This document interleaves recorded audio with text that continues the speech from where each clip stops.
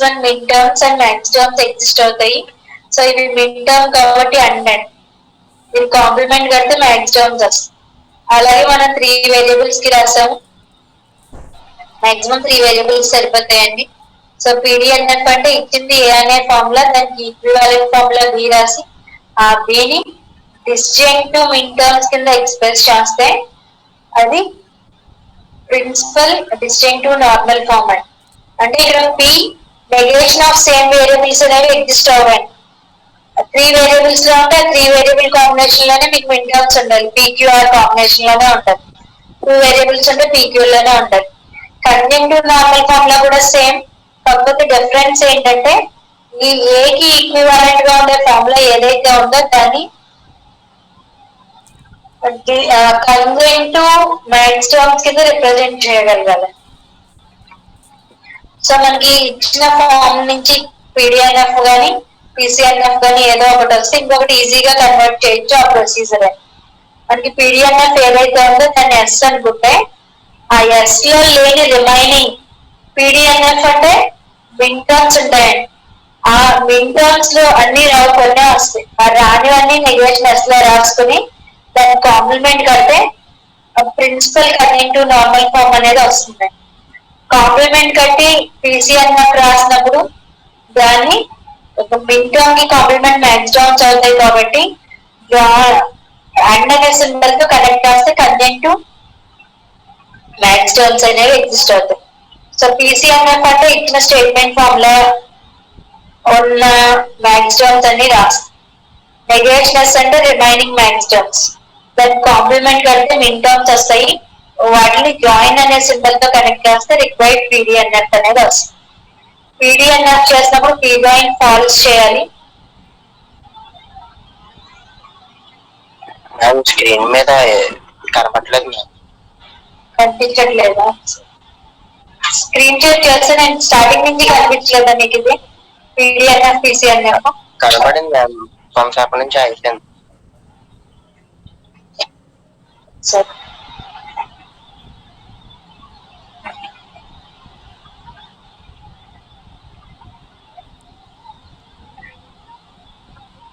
మళ్ళీ ఒకసారి ఇప్పుడు కనిపిస్తుందని క్లియర్గా. పీడిఎన్ఎఫ్ చేసినప్పుడు మీరు ఫండమెంటల్ రూల్ ఏం గుర్తుపెట్టుకోవాలంటే పీ జాయిన్ ఫాల్స్ చేసినప్పుడు పీకి ఈక్వల్ అవుతుంది, అలాగే పీమీ ట్రూ చేసినప్పుడు పీకి ఈక్వల్ అవుతుంది. అంటే పీడిఎన్ఎఫ్ ఎప్పుడు చేయాలి అంటే పీడిఎన్ఎఫ్ చేసినప్పుడు పీడిఎన్ఎఫ్ అంటే bracketed terms mid terms and అనే సింబల్ తో కనెక్ట్ అయ్యి ఉంటాయి. అంటే మీకు ఇచ్చిన స్టేట్మెంట్ కి అండ్ ట్రూ అప్లై చేయాలి. అదే పీసీఎన్ఎఫ్ అయితే బ్రాకెటెడ్ టర్మ్స్ మ్యాక్స్ టర్మ్స్ ఉంటాయి, అంటే జాయిన్ అనే సింబల్ తో ఉంటాయి కాబట్టి పీ జాయిన్ ఫాల్స్ అనేది పీకి ఈక్వల్ అవుతుంది కాబట్టి ఈ సెకండ్ కేస్ యూజ్ చేసుకుని చేయాలి. సో ఇక్కడ ప్రిన్సిపల్ డిస్టింక్టివ్ నార్మల్ ఫామ్ కట్టమన్నారు ఇచ్చిన statement. P by conditional Q కి equivalent form P implies Q and Q implies P. So ఇక్కడ ఈ పీ ఎంప్లాయిస్ క్యూ కి equivalent form negation P join Q and negation Q join P and ఈ bracketed terms ఏమవుతాయండి? Max terms అవుతున్నాయి, conjunctive max terms అండి. కాబట్టి పీసీఎన్ఎఫ్ వచ్చింది, కానీ మనకి పీడిఎన్ఎఫ్ కావాలి కాబట్టి ఎస్ అనేది పీసీఎన్ఎఫ్ ని రిప్రజెంట్ చేస్తే నెగేషన్ ఎస్ లో 2 వేరియబుల్స్ ఉన్నాయి కాబట్టి 4 పాసిబుల్ మ్యాక్స్ టర్మ్స్ రావాలి అండి. వచ్చినాయి కాకుండా రిమైనింగ్ 2 రిప్రజెంట్ చేసి దానికి కాంప్లిమెంట్ కట్టి, సో ఇక్కడ బ్రాకెటెడ్ టర్మ్ కాంప్లిమెంట్ కట్టినప్పుడు మిడ్ టర్మ్స్ అవుతాయి, అండ్ అనే సింబల్ వస్తుంది కాబట్టి సో మనకి డిస్టింక్టివ్ నార్మల్ ఫామ్ పీడిఎన్ఎఫ్ అంటే డిస్టింక్టివ్ మిడ్ టర్మ్స్ రావాలి కాబట్టి జాయిన్ అనే సింబల్ తో కనెక్ట్ చేశాను. సో ఇక్కడ పీడిఎన్ఎఫ్ కట్టమన్నారు, ఇది 2 వేరియబుల్స్ ఫామ్ లో ఉంది. Negation P meet Q first rule ప్రకారం eliminate negation before sum or product, అంటే ఈ వేరియబుల్స్ సమ్ గానీ ప్రొడక్ట్ గానీ చేసే ముందు నెగేషన్ ఎలిమినేట్ చేయాలి కాబట్టి డిమోర్గాన్స్ లా ప్రకారం ఈక్వివాలెంట్ ఎక్స్ప్రెషన్ రాసాను. సో ఇక్కడ మీకు పీడిఎన్ఎఫ్ కావాలి. పీడిఎన్ఎఫ్ కావాలి అంటే బ్రాకెట్ లో ఉన్న టర్మ్స్ అండ్ రావాలి. అండ్ రావాలి, కంబైన్ కనెక్ట్ చేసే ఆపరేటర్ జాయిన్ కావాలి కాబట్టి అండ్ ట్రూ చేస్తానండి. ట్రూ అంటే క్యూ జాయిన్ నెగేషన్ క్యూ చేసినప్పుడు ట్రూ కి ఈక్వల్ అవుతుంది. క్యూకి వచ్చేవి true and negation Q false, true join false, true అవుతుంది. అంటే ఈ హోల్ స్టేట్మెంట్ ట్రూ ని రిప్రజెంట్ చేస్తుంది కాబట్టి ఇందులో లేని వేరియబుల్ ని క్యూ జాయిన్ నెగేషన్ క్యూ చేస్తానండి. అలాగే సెకండ్ దాంట్లో P join negation P. So దీన్ని డిస్ట్రిబ్యూటివ్ ప్రాపర్టీ ప్రకారం ఎక్స్పాండ్ చేసినప్పుడు డిస్జంక్టివ్ మిన్ టర్మ్స్ అనేవి ఎగ్జిస్ట్ అవుతుంది కాబట్టి పీడిఎన్ఎఫ్ అనేది ఎగ్జిస్ట్ అవుతుంది. సో అలాగే ఇక్కడ ఇచ్చిన స్టేట్మెంట్ లో 3 వేరియబుల్స్ ఉన్నాయండి పీక్యూఆర్. సో కాబట్టి ఆ 3 వేరియబుల్స్ లో సెపరేట్ చేసుకోవాలి. ఫస్ట్ ఇంప్లికేషన్ అన్న బై కండిషనల్ ఉన్న ఈక్వివాలెంట్ ఎక్స్ప్రెషన్స్ రాయాలి. ఫస్ట్ బై కండిషనల్ ఎలిమినేట్ చేశానండి. P by conditional Q is equivalent to Q implies P and P implies Q and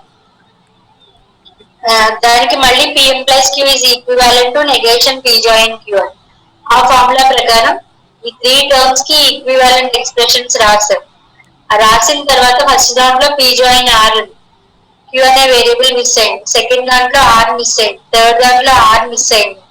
so మనకి ఇక్కడ బ్రాకెట్ లో ఉన్న టర్మ్ జాయిన్ సింబల్ తో కనెక్ట్ అయ్యి ఉండాలి కాబట్టి జాయిన్ ఫాల్స్ చేయాలండి. అంటే మిస్ అయిన వేరియబుల్ ఏదైతే ఉందో దానికి అడ్డ సింబల్ తో కనెక్ట్ చేయాలి, క్యూ మీట్ నెగేషన్ క్యూ అని.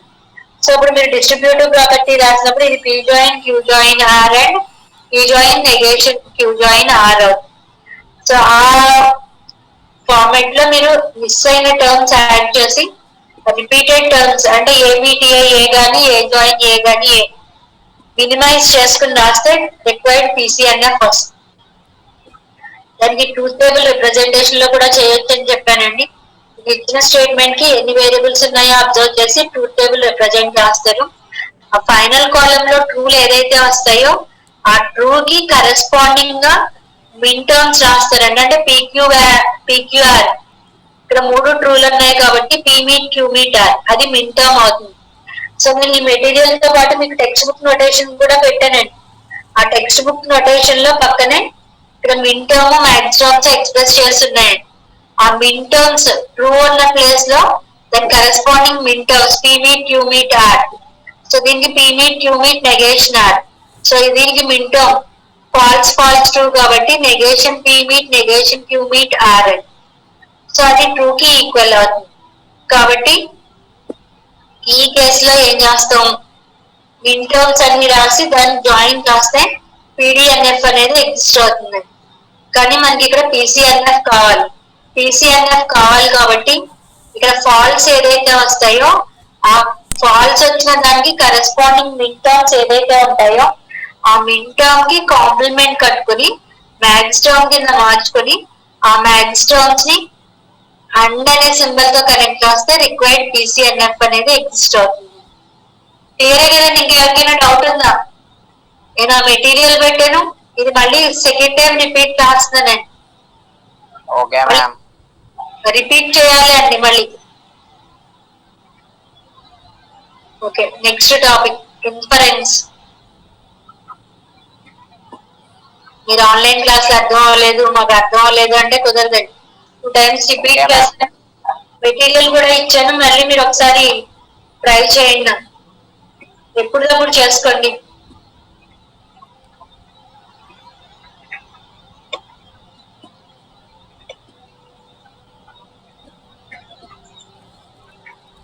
నెక్స్ట్ థర్డ్ మోడల్ అండి. 2 models కంప్లీట్ అయ్యి third model logical inferences. Inference means deriving new statements from the old assertions which are already made. అంటే మనకు ట్రూత్ టేబుల్ కన్స్ట్రక్ట్ చేయడం నేర్చుకున్నాం. ఆ ట్రూత్ టేబుల్ కన్స్ట్రక్ట్ చేయడానికి 5 basic logical connectivities apply చేస్తాం. ఆ కనెక్టివిటీస్ యూజ్ చేసి సో మనం అబ్జర్వ్ చేసి ఆల్రెడీ ఉన్న వాటి నుంచి కొత్తవి కనిపెడుతున్నాం. సో దాన్ని ఒక రూల్ ఫార్మాట్ లో ఫామ్ చేయడాన్ని ఇన్ఫరెన్స్ అండి. సో ఇప్పుడు పి అనేది ట్రూ అయింది, పి ఎంప్లాయిస్ క్యూ అనేది ట్రూ అయినప్పుడు మాత్రమే క్యూ అనేది కూడా ట్రూ అవుతుంది. అది పి ఎంప్లాయిస్ క్యూ అనే ట్రూత్ టేబుల్ కన్స్ట్రక్ట్ చేసినప్పుడు పి అనేది ట్రూ అయ్యే కేసెస్ 2 ఉంటాయండి. సో పి ఎంప్లాయిస్ క్యూ అనేది ట్రూ అయ్యే కేసు ఏదైతే ఉందో P implies Q అనేది P అనేది ట్రూ అయ్యి P implies Q అనేది ట్రూ అయినప్పుడు మాత్రమే Q ట్రూ అవుతుంది, అదర్వైజ్ ఫాల్స్. దాన్ని ఒక రూల్ ఫామ్ లో రాస్తారు. ఈ ఈ రూల్ ని రిప్రజెంట్ చేసినప్పుడు ఈ హారిజాంటల్ లైన్ పైన ఉన్న వాటిని హైపోథసిస్ ఆర్ ప్రిమిసెస్ అంటాం. బిలో ద లైన్ కన్క్లూజన్ అండి. ఒక ఇన్ఫరెన్స్ అనేది conjunction of premises implies conclusion form లో ఉంటుంది. అంటే ఈ లైన్ కి పైన ఉన్న వాటిని అది మనకి ఇచ్చిన క్వశ్చన్ మోడల్ ప్రకారం draw the conclusion R Q from the given premises. Conclusion ఇచ్చి ప్రిమిసెస్ అడగొచ్చు. ఆ ఇన్ఫరెన్స్ అనేది వ్యాలిడ్ అవ్వాలి అంటే conjunction of premises implies conclusion అనేది టోటాలజీ అవ్వాలి. సో అదర్వైజ్ ఇన్వాలిడ్ అవుతుంది. So we have 9 valid inferences and 3 faulty inferences. ఈ టేబులర్ ఫామ్ అందరికీ రావాలండి. Okay ma'am. మాక్సిమం 7 అయినా నేర్చుకోవాలి, లాస్ట్ 2 వదిలేసిన. లాస్ట్ 2 కూడా ఈజీ కష్టం. నేర్చుకుంటాం ma'am. Okay, so inference rules ఇక్కడ చూడండి. P therefore P join Q అంటే దీనికి tautological form. P implies P join Q consider చేసినప్పుడు దానికి ట్రూత్ టేబుల్ అంతా కూడా ట్రూ వస్తాయండి, ట్రూత్ వాల్యూస్. సో P అనే వేరియబుల్ నుంచి P join Q ఒక వేరియబుల్ ని 2 వేరియబుల్స్ కి ఇంక్రీజ్ చేస్తున్నాను. We call this rule as addition. అలాగే P meet Q therefore P అంటే P meet Q implies P, అది టోటలాజికల్ ఫామ్ అండి. సో 2 వేరియబుల్స్ నుంచి ఒక వేరియబుల్ కి రెడ్యూస్ చేస్తున్నాం కాబట్టి simplification. Next P implies Q therefore Q అంటే P meet P implies Q అనేది టోటలాజికల్ ఫామ్. ఈ rule name modus ponens. Next P implies Q negation Q therefore negation P అంటే P implies Q కి కాంట్రాపాజిటివ్ rule మీరు గుర్తుపెట్టుకుంటే P implies Q negation Q and negation Q implies negation P. ఈ rule name అనేది modus ponens. Next P join Q negation P therefore Q అంటే P join Q and negation P implies Q. ఈ rule name distinctive syllogism. PQ therefore P meet Q అంటే P meet Q implies P meet Q, ఇది tautological form. రెండు same root values ఉంటాయి కాబట్టి అన్ని true వస్తాయి. ఈ rule name convention. Next hypothetical syllogism or transitive rule. P implies Q and Q implies R implies P implies R. ఇది transitive rule and రాయొచ్చు or hypothetical syllogism. Constructive dilemma already మనం prove చేస్తామండి, tautology and P implies Q and R implies S and P join R implies Q join S. ఈ rule ని constructive dilemma అండి. Destructive dilemma అయితే దీనికి reverse అండి. First statement same, P implies Q and R implies S, negation Q join negation S. ఈ conclusion అనేది premises కి, ఈ ప్రిమిసెస్ లో ఉన్న P join R నెగేషన్ తో కన్క్లూజన్ కి చేంజ్ అవుతుందండి. ఇంకా మీరు ఈజీగా గుర్తుపెట్టుకోవాలండి. అంటే P implies Q and R implies S and negation Q join negation S implies negation P join negation R. We call this rule as destructive dilemma.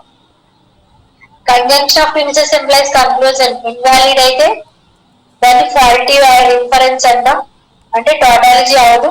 Already we have 3 faulty inferences లో P implies Q కి converse ఒకటి అవుతుంది, opposite ఒకటి అవుతుంది.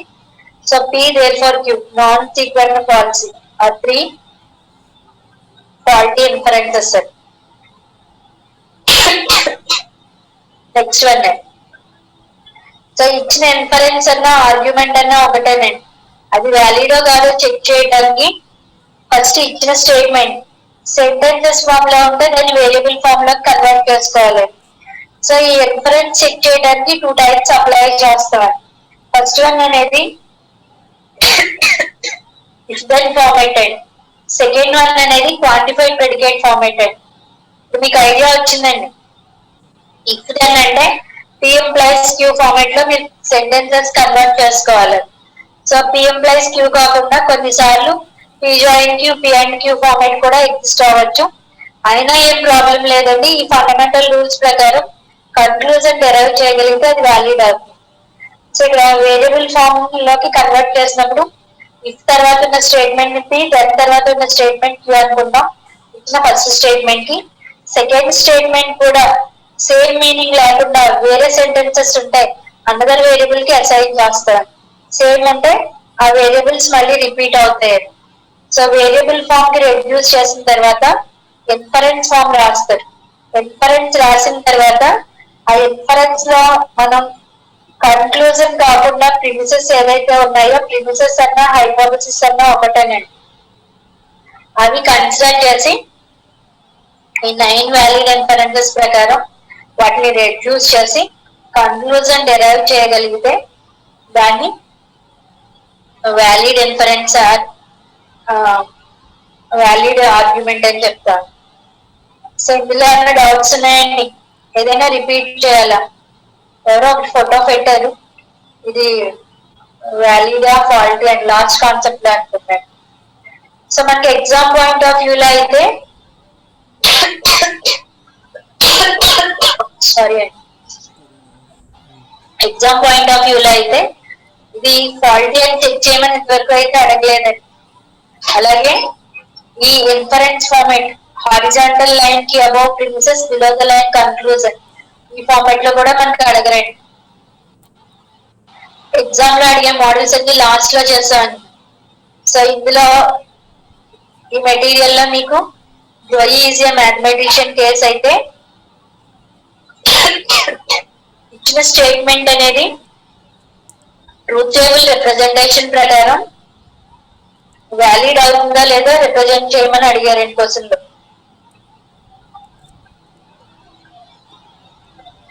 ఇంకొక question అయితే Joey is a mathematician important problem అండి. దీని ట్రూత్ టేబుల్ రిప్రజెంటేషన్ ప్రకారం వ్యాలిడ్ అని ప్రూవ్ చేస్తాం. Second the Clifton statement. So దీన్ని ఫండమెంటల్ రూల్స్ ప్రకారం ప్రూవ్ చేస్తామండి. ఇందులో ఏమైనా డౌట్ ఉంటే రిపీట్ చేస్తానండి మీకు. ఈ ప్రాబ్లం రిపీట్ చేయమంటారా అవసరం లేదా? ఓకే. అలాగే ఇందులో సో మోడల్స్ పెట్టామండి లాస్ట్ లో. ఇక్కడ చూడండి టైప్ 1 టైప్ 2 అని. So demonstrate R is valid inference from the premises. Conclusion ఇచ్చేసారు, కన్క్లూజన్ నుంచి ప్రిమిసెస్ నుంచి కన్క్లూజన్ డెరైవ్ చేయాలి. మన ఎగ్జామ్ పాయింట్ ఆఫ్ వ్యూ లో ఇలాగే అడుగుతారు క్వశ్చన్. ఎందుకంటే క్వశ్చన్ పేపర్ లో ప్రింటింగ్ మిస్టేక్స్ ఉంటాయండి. ఆల్రెడీ మీకు చెప్పినట్టున్నాను. సో ప్రీవియస్ బ్యాచెస్ 2013-14 ఆ అకాడమిక్ ఇయర్ లో కంప్లీట్ గా 48 మార్క్స్ కి క్వశ్చన్ పేపర్ లో ప్రింటింగ్ మిస్టేక్స్ వచ్చినాయండి. సో రీ ఎగ్జామ్ కండక్ట్ చేయడం ఏదో జరిగింది అప్పుడు. సో అలాంటి ప్రింటింగ్ మిస్టేక్స్ ఉన్నప్పుడు మీరు ఐడెంటిఫై చేసుకుని కరెక్ట్ చేసుకుని చేసుకోవాలి. ఒకటి ఆ ఇచ్చిన ఫార్మాట్ ప్రకారం ప్రొసీడ్ అయ్యి అది వ్యాలిడ్ అయితే వ్యాలిడ్ అయిందని, ఇన్వాలిడ్ అయితే ఇన్వాలిడ్ అని ప్రాసెస్ ప్రకారం చేస్తే మార్క్స్ ఇస్తారండి, ఫుల్ మార్క్స్. అండ్ అటానమస్ కాబట్టి ప్రాబ్లం లేదు, ప్రాసెస్ ప్రకారం చేస్తే మార్క్స్ ఇస్తారు.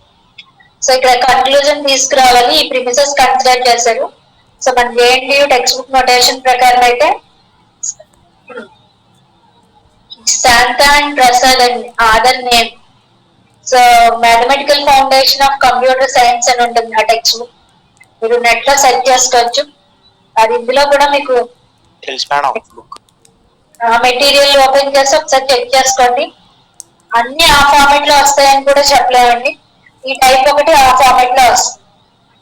సో దీని కన్క్లూజన్ డెరైవ్ చేస్తాం. అక్కడ సింపుల్ గా మీరు రూల్స్ అని నచ్చిపోతే ఇక్కడ రూల్ పి అంటే ప్రిమిసెస్ అండి. ఈ మోడస్ పొనెన్స్ అనే రూల్ మీకు గుర్తు లేకపోతే దీన్ని రూల్ టీ అంటాం. అంటే టాటలాజికల్ ఫామ్ ఎగ్జిస్ట్ అయ్యే రూల్ ప్రకారం చేస్తారు. సో మీరు అందరూ బాగా ఇంటెలిజెన్స్ గుర్తుపెట్టుకోగలరు. సో రూల్స్ రాసేయండి అమ్మా. ఇక్కడ ఇన్ కేస్ మేము అలా గుర్తుపెట్టుకోము అని ఎవరైనా ఒకళ్ళిద్దరు ఉంటే రూల్ టీ పెట్టండి, రూల్ నేమ్ రాయకుండా. మీరు గుర్తుపెట్టుకోలేని కేసు అయితే. లేకపోతే రూల్ కంప్లీట్ గా రాస్తే ఫుల్ మార్క్స్ పడతాయండి. రూల్ టీ అయినా కూడా జేఎన్టీయూ నోటేషన్ ప్రకారం మన పేపర్ వాల్యుయేషన్ ఫుల్ మార్క్స్ ఇస్తారు. వాళ్ళు అంతా కూడా ఆ టెక్స్ట్ బుక్ ఫాలో అవుతారండి. కానీ మన అటానమస్ లో 3 డిఫరెంట్ టెక్స్ట్ బుక్స్ ఫాలో అవుతామండి. Joe L and Mott, Abraham Kandel ఒకటి, ఇంకొక టెక్స్ట్ బుక్ ఉందండి ట్రెమ్లీ అండ్ మనోహర్. ఈ 3 టెక్స్ట్ బుక్స్ ఫాలో అవుతాం అన్నమాట. మనకి ఇందులో శాంతా ప్రసాద్ అనేది రెఫరెన్స్ బుక్ మాత్రమే.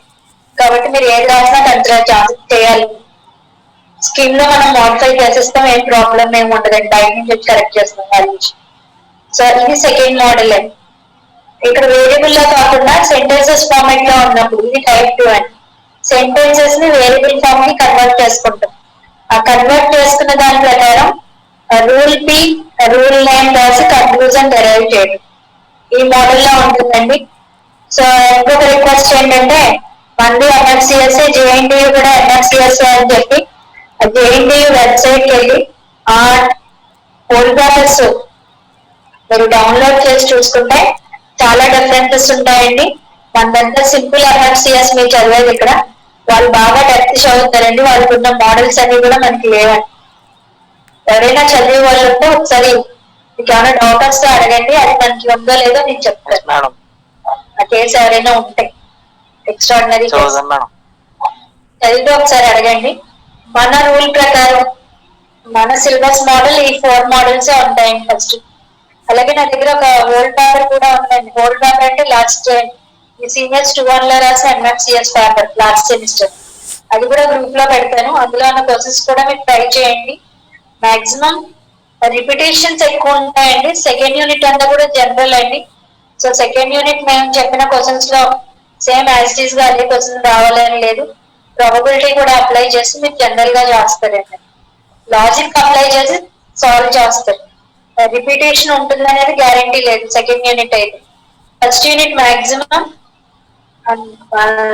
అబౌవ్ 80% వరకు సేమ్ క్వశ్చన్స్ రిపీట్ అవ్వచ్చు. 1 or 2 అంటే 4 క్వశ్చన్స్ లో ఒకటి చేంజ్ అవ్వచ్చు. యాజ్ ఇట్ ఈస్ క్వశ్చన్స్ అయితే రావాలి. సో మన M1 M2 లో ఎలా అయితే క్వశ్చన్ పేపర్ లో ఉన్న క్వశ్చన్స్ టెక్స్ట్ బుక్ లో ఉన్న క్వశ్చన్స్ రావో ఆ ఫార్మాట్ లో ఒక క్వశ్చన్ మిస్ అవుతుంది, రిమైనింగ్ 3 కవర్ అవుతాయి, ప్రాబ్లం ఏం లేదు. సో ఇన్ఫరెన్స్ రూల్స్ అర్థమైనాయి కదండి. ఇఫ్ దెన్ ఫార్మాట్ లో ఉన్నప్పుడు ఈ 9 అప్లై చేయాలి. క్వాలిటీ ఇన్ఫరెన్సెస్ 3 కూడా యూజ్ చేసుకుంటాం. క్వాంటిఫైడ్ ప్రెడికేట్ ఫామ్ లోనే ఈ 9 కి రిమైనింగ్ 4 యాడ్ చేసి మొత్తం 13 వ్యాలిడ్ ఇన్ఫరెన్సెస్ అప్లై చేస్తాము. సో అక్కడ మనకి సింగిల్ స్టేట్మెంట్ ఫామ్ ఉన్నాయి, 2 వేరియబుల్ ఫార్మాట్స్ అనేవి లేవండి. లాస్ట్ క్లాస్ లో చెప్పిన లాస్ట్ కాన్సెప్ట్ ఇంకా ఎవరికైనా డౌట్ ఉందని రిపీట్ చేయాలి. Quantified predicate form quantified predicate form లో ఏమైనా డౌట్ ఉంటే ఏ ప్రాబ్లం అయినా రిపీట్ చేస్తాను. సో మీరు ఈక్వివాలెంట్ మీనింగ్స్ చూసుకోవాలని ఫస్ట్. ఆ ఈక్వివాలెంట్ మీనింగ్స్ వచ్చిన తర్వాత దాని కరెస్పాండింగ్ వాల్యూస్ రాసుకోవాలి. ఆ కరెస్పాండింగ్ వాల్యూస్ ప్రకారం మాత్రమే మనం చేయగలం అండి దాన్ని.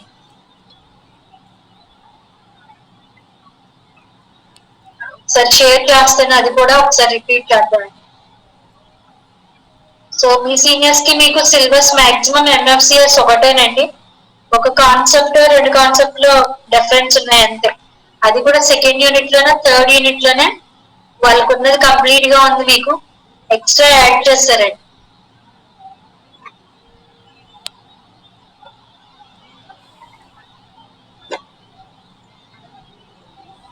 First order logic and other methods of proof. So మీరు ఏ సెంటెన్స్ ఇచ్చినా దాన్ని సబ్జెక్ట్ ప్లస్ ప్రెడికేట్ ఫామ్ లో రిప్రజెంట్ చేస్తారు. జనరల్ గా అయితే ప్రెడికేట్ ఫామ్ అనేది ప్రెడికేట్ ఏ వేరియబుల్ తో రిప్రజెంట్ చేస్తామో ఆ వేరియబుల్ క్యాపిటల్ లెటర్, అది A to Z మీరు ఏదైనా కన్సిడర్ చేయొచ్చు. సబ్జెక్ట్ ని స్మాల్ లెటర్ తో రిప్రజెంట్ చేస్తామండి. Any statement can be represented in the predicate form as some Q of P. Q represents predicate of the statement, P represents subject of the statement.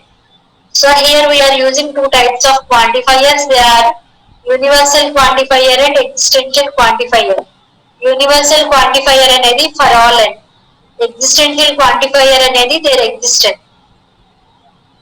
So దీనికి ఏం meanings ఉంటాయి, అలాగే దీనికి equivalent expressions ఏంటి, negation apply చేసినప్పుడు ఎలా change అవుతాయి, ఇక్కడ వరకు చూడండి.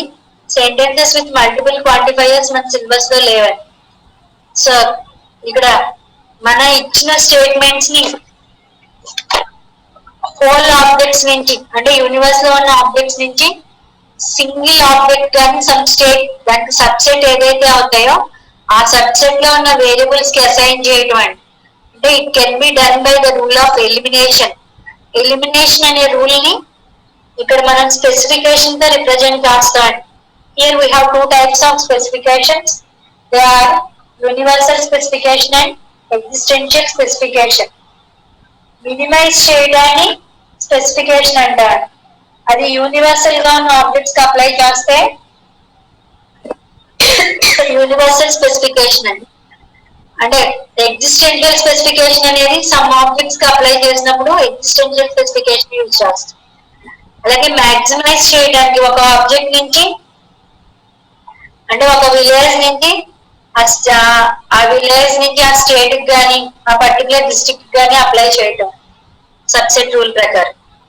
జనరలైజ్ చేయడాన్ని యూనివర్సల్ గా అప్లై చేస్తే universal generalization, existential generalization. So district గా అప్లై చేస్తే ఎగ్జిస్టెన్షియల్. సబ్ స్టేట్స్ కన్సిడర్ చేసినప్పుడు అది యూనివర్సల్ అవుతుంది, స్టేట్స్ కి అప్లై చేసినప్పుడు మాత్రమే.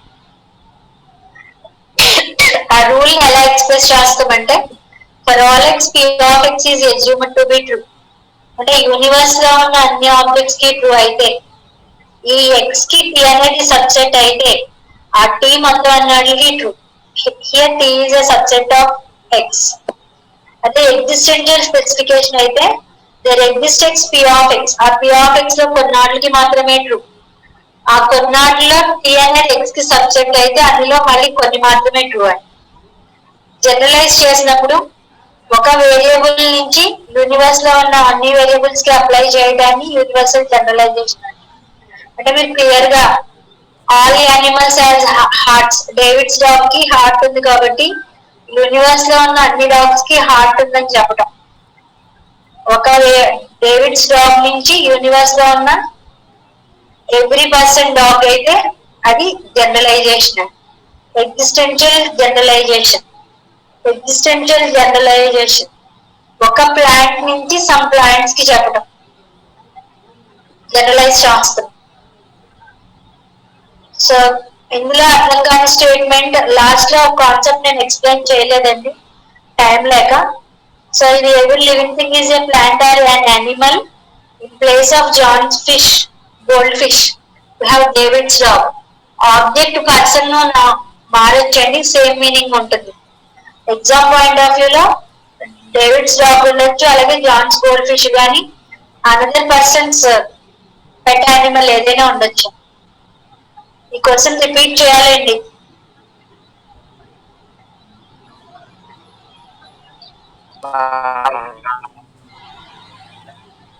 సో లాస్ట్ లో మీరు వెరిఫై చేసినప్పుడు ఇచ్చిన స్టేట్మెంట్ అనేది వ్యాలిడా ఇన్వాలిడా కూడా అబ్జర్వ్ చేసుకోవాలండి. ఆ రూల్స్ ప్రకారం అది యూనివర్సల్ ట్రూత్ అయితేనే వ్యాలిడ్ అవుతుందండి, అదర్వైజ్ వ్యాలిడ్ అవదండి. ఆ ఎగ్జాంపుల్స్ ఒకసారి చూడండి. Some dogs are animals, cats are animals, therefore some dogs are cats. ఇది యూనివర్సల్ గా ఇన్వాలిడ్ స్టేట్మెంట్ అండి. కాబట్టి మీరు ఏ ఫండమెంటల్ రూల్ అప్లై చేసినా పాసిబిలిటీ ఉన్నా కూడా అది ఇన్వాలిడ్ అవుతుంది, వ్యాలిడ్ అవదండి. సో దానికి నేను ప్రూవ్ చేసి చూపించాను ఇలాగే. All dogs are carnivorous, some animals are dogs, therefore some animals are carnivorous. All men are mortal, ఇది ఆల్రెడీ రిపీట్ అయిందండి, నేను క్లాస్ లో కూడా చేస్తాను. సో ఇక్కడ సమ్ డాగ్స్ ఆర్ క్యాట్స్ అనేది ఇన్వాలిడ్ స్టేట్మెంట్. ఎందుకంటే ఇది యూనివర్సల్లీ ఇన్వాలిడ్ స్టేట్మెంట్, వ్యాలిడ్ కాదు, కానీ ఫండమెంటల్ గా వ్యాలిడ్ అవుతుంది. అది వ్యాలిడ్ అయినా ఇన్వాలిడ్ అని మనం ప్రూవ్ చేయాలి. చూడండి ప్రూవ్ చేస్తాం.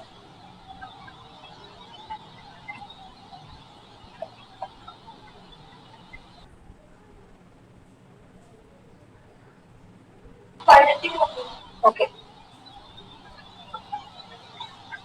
So, some dogs are animals.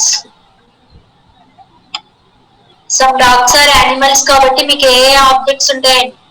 A of x represent x is an animal. Predicate form లో ఏ ఆఫ్ ఎక్స్ వస్తుంది, x is an animal.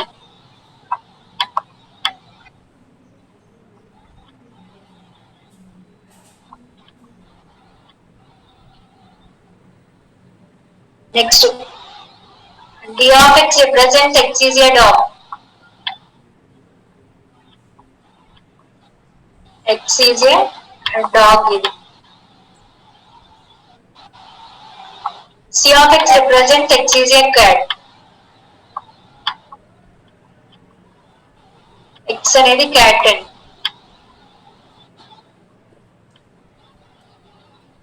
So ఇది ప్రెడికేట్ ఫామ్ అండి. ఇప్పుడు మనం క్వాంటిఫైడ్ ప్రెడికేట్ ఫామ్ రాయాలి. Second step quantified predicate form ఏమవుతుందండి? Some dogs are animals అంటే some కాబట్టి there exist X D of X and A of x. కొన్ని డాగ్స్ మాత్రమే యానిమల్స్.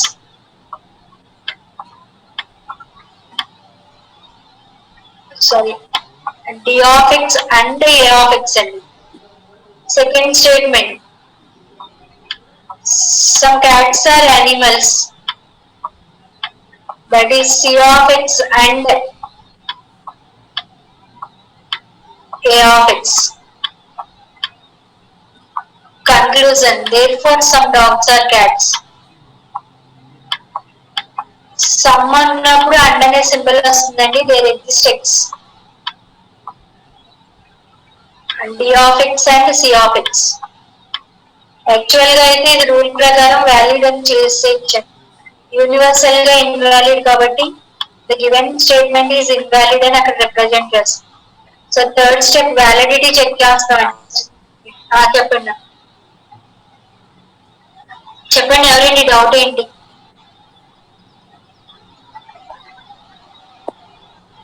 డౌట్ ఏంటండి చెప్పండి.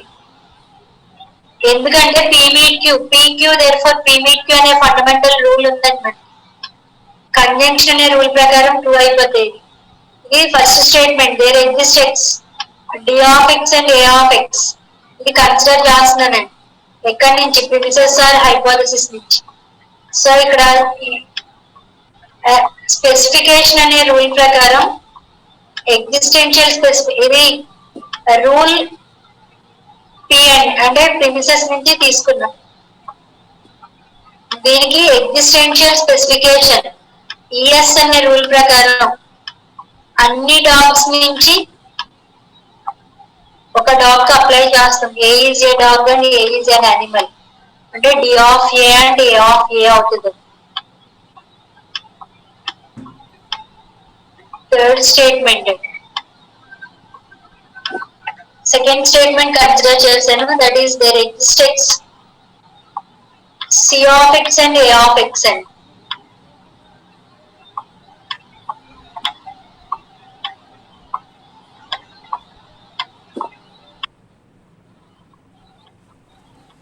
కండిషన్ ప్రకారం ఇది రూల్ పి అండ్ ప్రిన్సెస్ నుంచి తీసుకున్నాం. సో అగైన్ దీనికి existential specification of 3 S of 3 apply చేసినప్పుడు ఏమవుతుందండి? Fourth one C of x x బదులు ఏకి అప్లై చేస్తున్నా ఒక ఆబ్జెక్ట్ స్పెసిఫై చేసాం. C of a and A of a అయింది. మనకి సింప్లిఫికేషన్ అనే రూల్ ఉందండి. P meet Q therefore P. ఆ రూల్ ప్రకారం simplification of equation 2 D of a రాయొచ్చు. సింప్లిఫికేషన్ ఆఫ్ ఈక్వేషన్ 2 అండి. అలాగే సింప్లిఫికేషన్ ఆఫ్ ఈక్వేషన్ 4 ప్రకారం సి ఆఫ్ ఏ రాయొచ్చు. అలాగే మనకు ఒక రూల్ ఉందండి. కన్జంక్షన్ రూల్ ప్రకారం P Q therefore P meet Q D of a and C of a. కాబట్టి ఇక్కడ D of a and C of a రాసేయచ్చు మనం రూల్ ప్రకారం అయితే. కానీ ఇది యూనివర్సల్ గా ఇన్వాలిడ్. సో ఇప్పుడు దీనికి జనరలైజేషన్ అప్లై చేస్తున్నానండి. ఒక ఆబ్జెక్ట్ నుంచి కొన్ని ఆబ్జెక్ట్ కి అంటే ఎగ్జిస్టెన్షియల్ జనరలైజేషన్ అప్లై చేసినప్పుడు ఇది there exist X D of X and A of X అవుతుందండి. సో ఇది వ్యాలిడ్ అయిపోతుంది. కానీ but given statement is not valid using the universal truth. Universal truth accept చేయదు కాబట్టి ఇచ్చిన స్టేట్మెంట్ అనేది ఇన్వాలిడ్. సో ఇది ఎగ్జామ్ లో అయితే ఇంతవరకు అడగలేదు. సో మీకు టెక్స్ట్ బుక్ నోటేషన్ ప్రకారం అయితే ఈ క్వశ్చన్ ఉందండి. ఆ క్వశ్చన్ అనేది ఇన్వాలిడ్ అవుతుంది.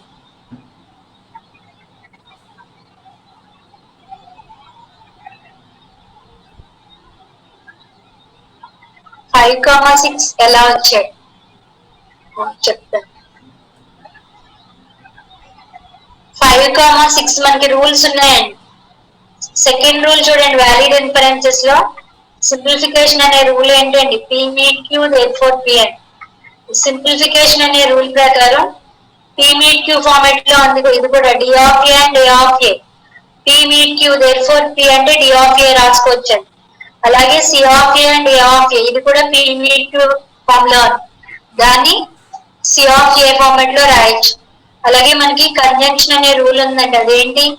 P Q therefore P meet Q అని. ఈ రూల్ ప్రకారం D of a and C of a అని రాసాము. దానికి యూనివర్సల్ ఎగ్జిస్టెన్షియల్ జనరలైజేషన్ అప్లై చేసి ఆ ఇచ్చిన స్టేట్మెంట్ వచ్చేలా చూసాము. కానీ ఇది యూనివర్సల్ ట్రూత్ కాదు కాబట్టి ఇన్వాలిడ్ అండి, ఎగ్జామ్ లో అయితే ఇంతవరకు అడగలేదు. సో ఇంకా ఇందులో ఏమైనా డౌట్స్ ఉన్నాయండి ఈ యూనిట్ లో? So second unit next week start చేస్తానండి. అలాగే మీకు ఓల్డ్ పేపర్ లో మోడల్ పేపర్ ఒకటి, అలాగే 2-1 మీ సీనియర్స్ పేపర్ ఒకటి, old paper already model paper ఉంది, ఆ పేపర్ కూడా ఒకసారి సెండ్ చేస్తారు, మీకు గ్రూప్ లో పెడతారండి, ఎంఎఫ్సిఎస్ గ్రూప్ లో. ఆ రెండు ట్రై చేయండి, ఏమైనా డౌట్స్ వస్తే అడగండి. అసైన్మెంట్ ప్రాబ్లమ్స్ ఆల్రెడీ ప్రిపేర్ చేస్తామండి, అవి కూడా ఇస్తాను, సెకండ్ యూనిట్ అయిన తర్వాత ఇస్తానండి. మా డిపార్ట్మెంట్ లో అనౌన్స్ చేసిన తర్వాత ఇస్తాను, సిలబస్ అవ్వకుండా. ఈ లోపు చెప్పిన ప్రాబ్లమ్స్ అన్ని మాక్సిమం అర్థం చేసుకోవడానికి ట్రై చేయండి. ఏమైనా డౌట్స్ వస్తే కాల్ చేయండి, మీరు ఫ్రీగా ఉన్న టైంలో కాల్ చేయండి. ఆ టైంలో నేను ఫ్రీ అయితే ఎక్స్ప్లెయిన్ చేస్తానండి, అది లేకపోతే తర్వాత కాల్ చేసైనా ఎక్స్ప్లెయిన్ చేస్తాను. ఏమైనా డౌట్స్ ఉన్నాయండి?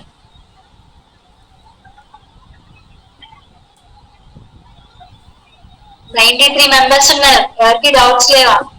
అలాగే పెట్టిన మెటీరియల్ ఏదైతే ఉందో ఎంఎఫ్సిఎస్ కి, ఆ మెటీరియల్ అంతా కూడా మీరు ఒకసారి కాపీ చేస్తే మీకు అర్థమవుతుందండి ఒక నోట్స్ మీద.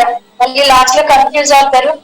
నేను మళ్ళీ మెటీరియల్ అనేది అగైన్ రీసెట్ చేయనండి, మీరు ఇది ఆల్రెడీ సేవ్ చేసుకుంటారు, ఆ జిరాక్స్ తీసుకుంటారు, నోట్స్ రాస్తారు, మీ ఇష్టం. కంపల్సరీ మెటీరియల్ మీ దగ్గర ఉండాలి, మీరు రాస్తే మీకు ఓ గ్రేడ్ వచ్చే పాసిబిలిటీ ఉంటుంది, క్లియర్ గా అర్థం అవుతుంది. రాయటం అనేది బెస్ట్ అండి, సో మీరు మీ పాసిబిలిటీని బట్టి రాయటానికి ట్రై చేయండి. ఏదైనా అర్థం కాకపోతే ఒకసారి రాస్తే మీకు ఇంకా క్లియర్ గా అర్థం అవుతుంది. ఇంకేమైనా డౌట్స్ ఉన్నాయండి ఫస్ట్ యూనిట్?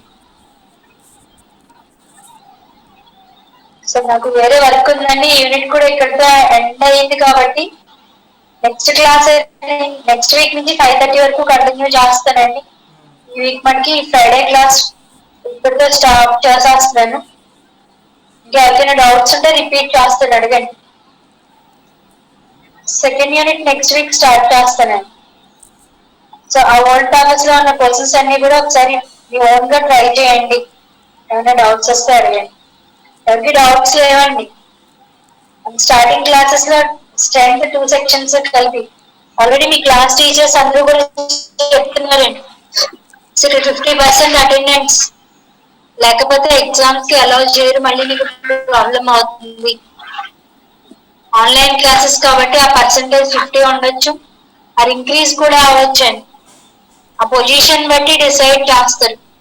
సో మీకు ఏదైనా 1-2 సందర్భాల్లో అటెండ్ అవ్వకపోతే అది ఓకే అండి, అదే పనిగా మానేయద్దు. ఏ క్లాస్ అయినా అన్ని క్లాసెస్ రెగ్యులర్ గా అటెండ్ అవ్వడానికి ట్రై చేయండి. ఎవరికైనా డౌట్స్ ఉన్నాయండి? Thank you for listening.